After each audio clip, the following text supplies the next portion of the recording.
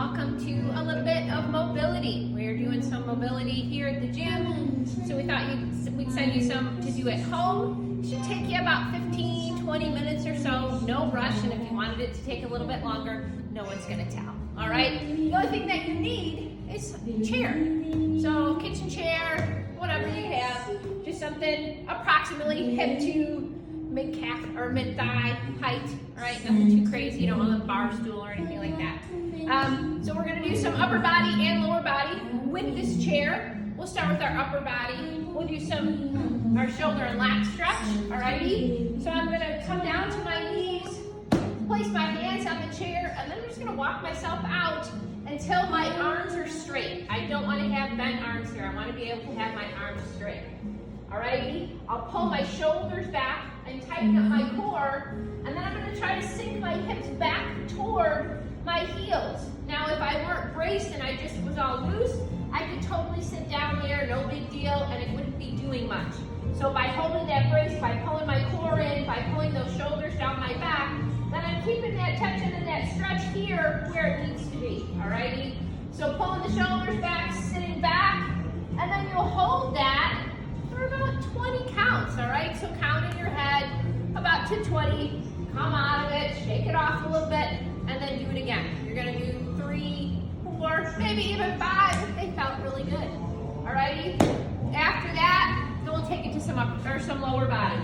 Using that same chair, we'll start with the standing hip stretch, alrighty? So my goal is to be able to get my ankle and knee down on a chair. Some of us might be up here. It is what it is, but eventually just know that with a line of work and practice, I get my knee and ankle down to that chair, alrighty? So I'm gonna start here as close as I can be to that chair. Again, posture is everything when we're working mobility. So pull the shoulders back, and then I'm just gonna start to hinge over. And it doesn't matter how far we can get. This might be good right here, and I can definitely feel that into that right hip.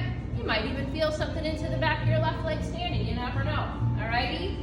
And then again, no rush, count to about 10, and come out of it. So going forward, and then we can turn to the left, same deal, count to about 10, and then turn to the right. And it helps if you have a little back on here, you have something to hold on to. Alrighty, same deal. Alright, do that to both legs. Takes you about 10 minutes or so because you're not rushing, you're totally chilled out. And then you'll do one more thing down here on the floor. Coming on down to the knees. I'm gonna come left knee down, right legs out. I'm gonna put my hands directly under my shoulders. Then I'm gonna wiggle, jiggle, walk that right foot so it's right next to that right hand. And then I'm gonna come off of that back leg. So now I really set myself up. I'm not gonna do anything else, but just drop back down to that knee. Don't scoot it in, just drop down to it and let the top of the foot come against the floor. This is, in yoga, we call this a lizard. It's kind of like a strider that we do here in the gym, but I can definitely feel that left all the way down my thigh, getting some stretch out here, and I even feel it in that right side. So this is a double banger, right? Then you can stay up here on your hands. If after a few moments you feel like you can come down a little lower, go for it. Alrighty, there's no rush onto this one. You can stay there.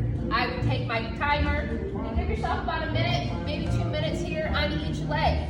And if this isn't enough, maybe coming down there, you could even take it a little frostier, pulling up that left leg, whatever. Alrighty, so find your stretch. Just make sure you do it to both sides. And there you go, guys. The upper